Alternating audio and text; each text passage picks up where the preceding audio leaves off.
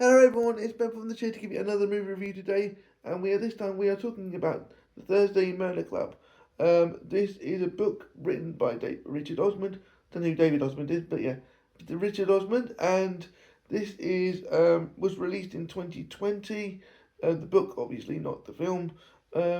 He has written four other books, and the fifth coming out this year. If you don't know who Richard Osmond is, he used to do a TV show called Pointless, and he left that to go and start writing novels, and he come up with the Thursday Murder Club, based in Sussex somewhere. And Steven Spielberg and Netflix picked up the rights for the movie, and here we are. The Thursday Murder Club is basically set in an old folks' home called Cooper's Chase. It's kind of like the upper echelon of like old folks' home. It's like you wouldn't know it's not folks' home. It looks like the building in the movie looks like Downton Abbey, but it's not. But there's kind of like vibe we're going for. Country, middle of nowhere, like tea time murder type of thing. But yeah, this is an all-star cast though. We have Helen Mirren as um, Elizabeth. We have Pierce Brosnan as Ron, playing the most kind of weird accent known to us. It's like, yeah, this is what I'm saying, yeah. And you just want to laugh because that doesn't sound like Pierce Brosnan, and sometimes the accent does slip a little bit. What I would call the Russell Crowe in Robin Hood accent that kind of changes as it goes along, but Pierce Brosnan does keep it 98% of the time. Just certain words where it doesn't quite, his accent doesn't quite come out. But yeah, he plays Ron. We have Celia Imrie as Joyce, who kind of does a little bit of a voiceover in the diary form. I have started what reading the book and or listening to it really, and she kind of does a diary a bit like robbing or mimicking John Watson from Sherlock Holmes as the way to bring everyone up to speed. She's kind of the main kind of voice of the movie and appears to be what's in the book as well. That she kind of does these diary entries. Yeah, I haven't finished the book yet. I'm kind of like 4 or 5 chapters in. Um, and we also have Ben Kingsley as Ibrahim, who is this former psychiatrist. So each one of them, Pierce Brosnan plays Ron, who's kind of a union leader. I didn't say that. He's a union leader. So each one of these people will have different um, attributes they can bring to the Thursday Murder Club. Um, Celia Imrie's character Joyce is asked to look at a photo because they want to work out how much blood this woman, because they go off cold cases that a friend of theirs from the police service has got.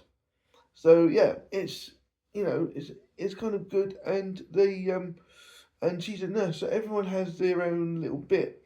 This has really deep, good humour. I think it's kind of one-liners, and it is really funny. And considering how funny this movie is and how British this is actually directed by Chris Columbus. You know, the Home Alone, Harry Potter um, director. So he does get British stuff. All the I just listen to cast interviews. They do get cast stuff. Other people in this film, we have David Tennant, Jonathan Price, Daniel Mays. Daniel Mays and Naomi Ackie play Chris Hudson and Donna DeFritis. These are police officers that kind of are in and about, and they're a good duo.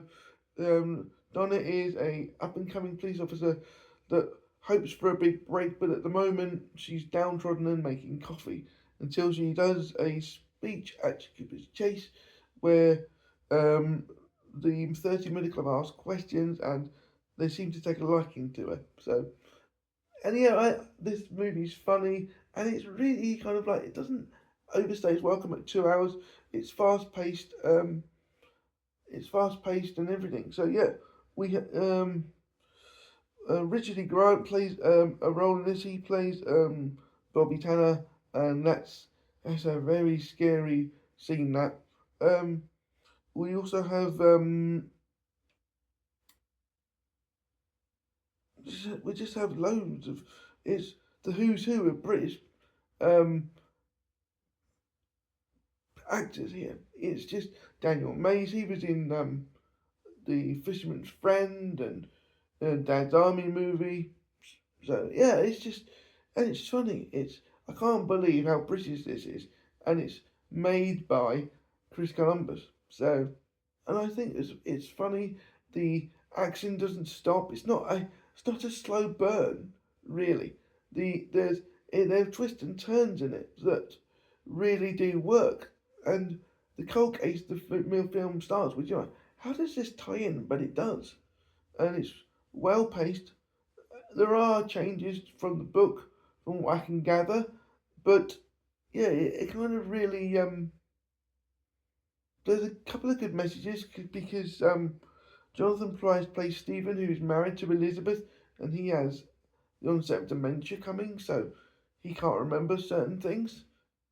There are a couple of good messages in here that I kind of think aren't shown in films like this, but it is funny as well, and it's serious and funny in equal measure. And one minute they're serious, and the next minute they're funny, and each one of them has their own quirks.